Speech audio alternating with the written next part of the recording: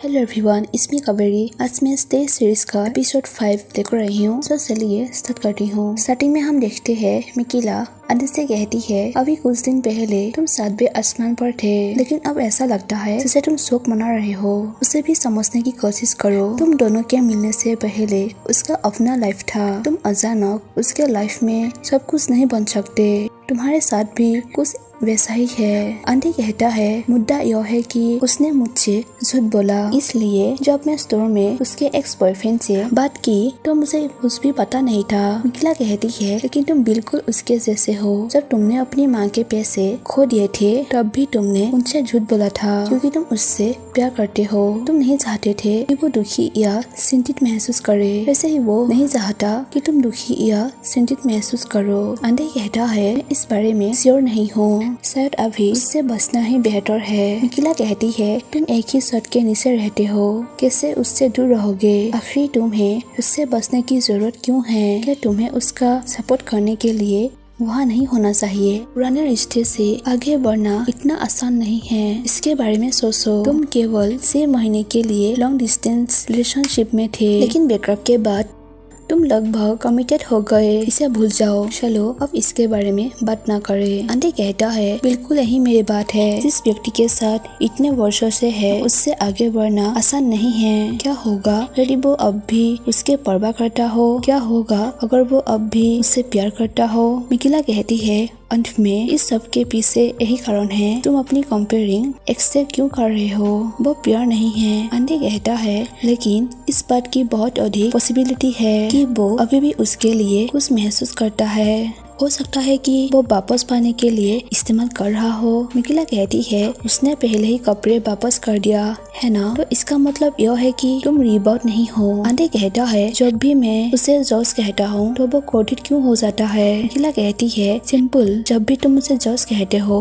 तो वो अपने एक्स को याद करता है। वो आगे बढ़ना चाहता है। अब तुम क्या करने का सोच रहे हो? तुम उससे कैसे बचोगे? तुम कहाँ रहोगे? आंटी कहता है, मुझे नहीं पता, मैं काम से कुछ दिनों के लिए छुट्टी लेने के बारे में सोच रहा हूँ। मिकिला कहती है, मैंने तुमसे कहा था कि चीजें धीरे धीरे करो। तुम गहराई से प्यार करते हो, फिर भी तुम बहुत इनसिक्योर हो। इसके बजाय घर क्यों नहीं आते? अब तुम्हारे लिए वहाँ रहने का कोई कारण नहीं है। अब तुम्हें वो डिस्कशनिंग स्कैमर भी नहीं मिलेगा। फिर हम देखते हैं, आंडे उस रात रूम नहीं आते हैं। जब वापस रूम आते हैं तब वो देखते हैं जोशुआ उसके लिए टेबल पर फूड रखे होते हैं। उसके मॉम कॉल करती है और बताती है कि उसके कजिन हॉस्पिटल में है और कुछ पैसे उधार चाहिए, जिसे वो देने के लिए हाँ कह देता है। जब आंडे सब जाते हैं तब जोशुआ पूछता है, तुम कहाँ थे? मैं तुम्हें फोन कर रहा हूँ, तुम उठा नहीं रहे हो। आंडे कहता है, मैं सिर्फ अपनी गर्लफ्रेंड के साथ था। यह मेरी गर्लफ्रेंड नहीं,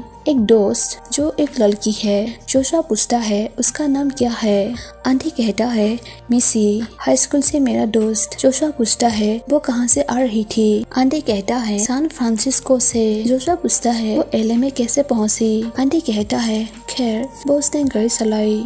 जोशुआ कहता है, बहुत खूब, तुम उसके लिए बहुत खास होंगे। आंटी कहता है, क्या? क्यों? जोशुआ कहता है, उस तरह से तुम्हारे लिए समय निकालने के लिए। सैन फ्रांसिस्को से एलए से 7 घंटे की ड्राइव जैसा है। वो सचमुच थक गई होगी। आंटी कहता है, हाँ बिल्कुल, लेकिन वो यहाँ केवल एक रात के लिए थी और मुझे जल्द ही जाना है, तो इसका मतलब ही समझ में आया। वैसे मैं यह तुम्हारे लिए लाया हूँ। जोशुआ पूछता है, क्या मैं तुम्हें आज रात भी लेने आऊँगा? आंटी कहता है, ओ नहीं, वो आज रात मुझे लेने आ रही है। जोशुआ पूछता है, क्या तुमने अभी एक दूसरे को नहीं देखा? आंटी कहता है, हाँ, लेकिन तुम जानते हो यह अति ब्रीफ था, क्योंकि जैसा कि तुमने बताया 6-7 घंटे लंबी ड्राइव है। बस वो सचमुच थक गई थी। जोशुआ कहता है, सही, मैंने सोचा कि वो सिर्फ एक रात के लिए रुक रही थी। आंटी कहता है, ठीक है, हाँ, लेकिन मेरा मतलब है कि यह इतनी लंबी यात्रा थी कि हम लंबे समय तक नहीं मिले, तो हमने बस इसे फिर से मिलने के बारे में सोचा। जोशुआ कहता है, ठीक है, क्या तुम चाहते हो कि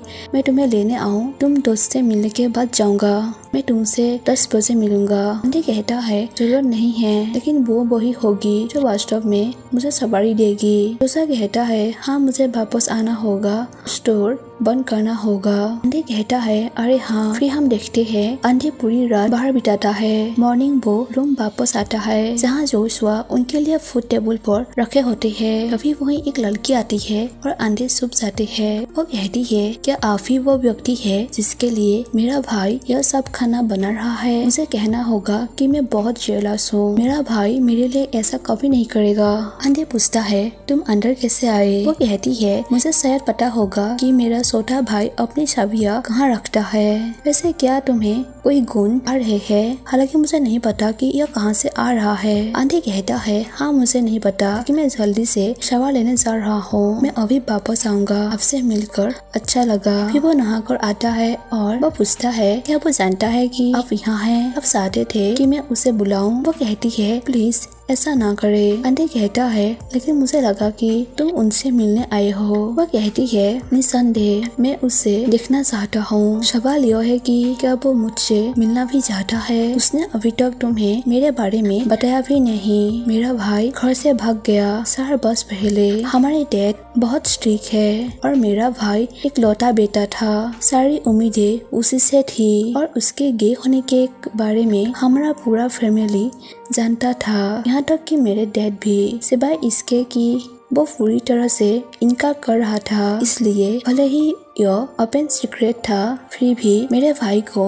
ऑफिशियली तौर पर सामने आना पड़ा ताकि वो अपना जीवन वैसे जी सके जैसा वो चाहता था और उन लोगों के साथ रह सके जो वो चाहता था। मेरे डैड इसे एक्सेप्ट नहीं करना चाहते थे और उन्होंने मेरे भाई को आर्मी में भेजने की कोशिश की। मुझे लगता है कि उसने सोचा था कि यह जोशुआ को एक रियल मैन के विचार में बदल देगा, लेकिन उसने यह सब पीछे छोड़ दिया। हालांकि कम से कम शुरुआत में मैं उनके टच में रहा। मैं उससे कभी नहीं मिल पाया, लेकिन हम रेगुलरली ईमेल कर रहे थे। मुझे पता था कि वो कहाँ रह रहा है, कहाँ काम कर रहा है। हालांकि हमें बात किए हुए लगभग 1 साल हो गए। अंडे पूछता है उसने आपसे बात करना क्यों बंद कर दिया? वो कहती है मैंने उससे किया हुआ एक प्रॉमिस तोड़ दिया। मैं अपने पेरेंट्स को कभी नहीं बताऊंगा कि हम टच में थे। अंडे पूछता है आपने ऐसा क्यों किया? वो कहती है मेरे पास वास्तव में कोई चॉइस नहीं था। जब जोशुआ ने अपने बॉयफ्रेंड से संबंध तोड़ लिया तो मुझे हमारी माँ को बताना पड़ा। क्या उसने कभी आपको इवान के बारे में बताया? जब इवान पहली बार अमेरिका गया तो मेरा भाई ही हर संभव मदद कर रहा था। वो उससे बहुत प्यार करता था, बिल्कुल पागलपन की हद तक। मुझे लगता है कि इतने सालों में यह पहली बार था कि मेरे भाई को ऐसा महसूस हुआ कि कोई उससे सच्चा प्यार करता है और उसने उसे वैसे ही गले लगा लिया जैसे वो था। कोई सवाल नहीं पूछा गया और वे वास्तव में एक साथ खुश थे। लेकिन फिर जब इवान को जॉब मिल गई तो सब कुछ बदल गया। आप जानते हैं उसे अपने पेपर्स मिल गए। उसने एक हॉस्पिटल में काम करना शुरू कर दिया और वहाँ उसकी मुलाकात एक डॉक्टर से हुई जो एक बहुत रिच डॉक्टर था।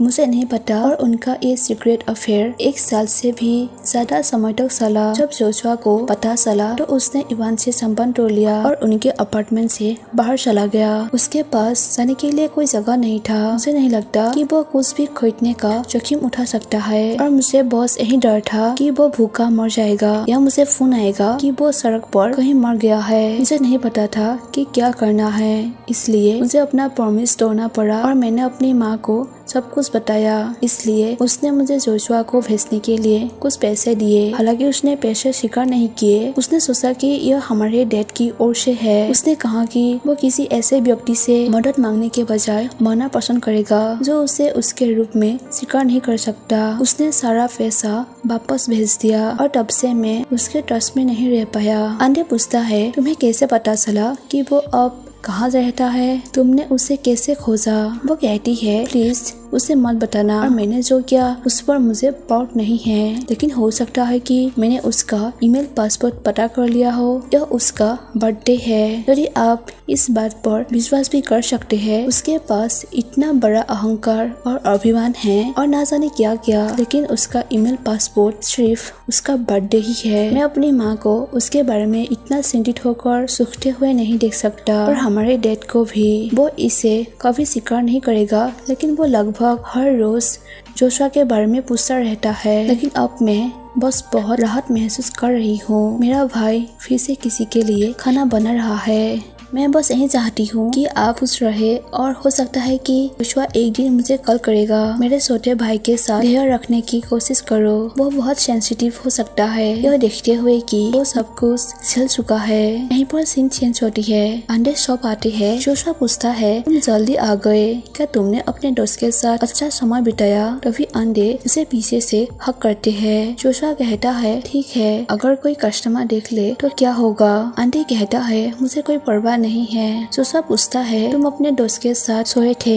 है ना? अंडे कहता है, क्या नहीं? जोशुआ कहता है, यदि तुम ईमानदार से कहोगे तो मैं नाराज नहीं रहूंगा। अंडे कहता है, मैं किसी के साथ नहीं सोया। जोशुआ पूछता है, तो फिर तुम इतने प्यारे क्यों बन रहे हो? अंडे पूछता है, क्या मुझे प्यारा बनने की इजाजत नहीं है? जोशुआ कहता है, मुझे पुरुषों से नफरत है। अब बस धोखा देते हैं और फिर उसे छुपाने के लिए अतिरिक्त प्यारा बिहेव करते हैं। अंडे कहता है, जोशुआ, मैंने तुम्हें धोखा नहीं दिया। जोशुआ कहता है, अपने दोस्त के साथ पूरी रात बिताने के बाद अंडे कहता है, मेरी दोस्त मिसाल, क्या होगा यदि वो मिसाल नहीं है? जोशुआ कहता है, तुमने कल माइकल कहा था। अंडे कहता है, कोई माइकल नहीं, कोई मिसाल नहीं, कोई धोखाधड़ी नहीं है। मैंने सब कुछ तो तुम्हें झूठ बोला था, लेकिन मैंने ऐसा केवल इसलिए किया क्योंकि मुझे जेलस हो रहे थे। जोशुआ पूछता है, तुम्हें जेलस क्यों होगी? तभी अंडे इवान के लिए हुए कपड़े को दिखाते हैं। जोशुआ कहता है, मुझे माफ करो, मैंने तुम्हें